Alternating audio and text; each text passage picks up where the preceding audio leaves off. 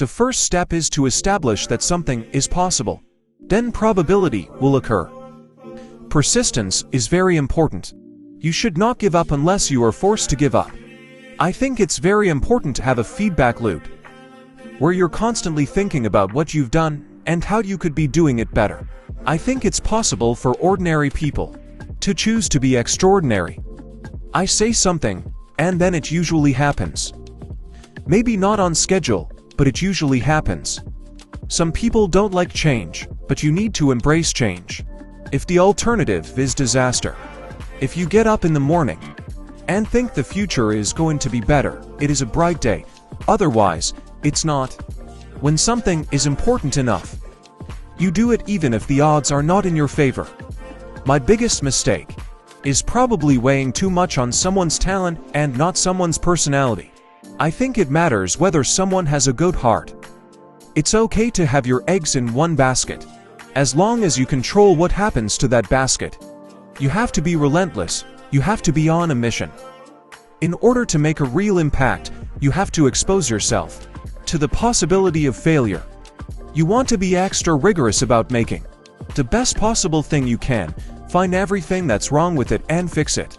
Seek negative feedback, particularly from friends. Optimism, pessimism, fuck that, we're going to make it happen. I don't spend my time pontificating about high-concept things.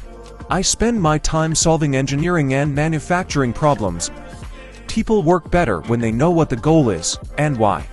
There's a tremendous bias against taking risks. Everyone is trying to optimize their ass covering. Great companies are built on great products. The biggest risk is not taking any risk. In a world that is changing really quickly, the only strategy that is guaranteed to fail is not taking risks. The path to the CEO's office should not be through the CEO's office, and it should not be through the marketing department. It needs to be through engineering and design.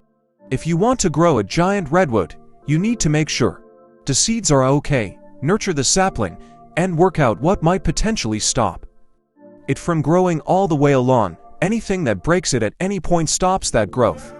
I don't create companies for the sake of creating companies, but to get things done. I think most of the important stuff on the internet has been built. There will be continued innovation, for sure, but the great problems of the internet have essentially been solved. Creating a company is almost like creating a work of art.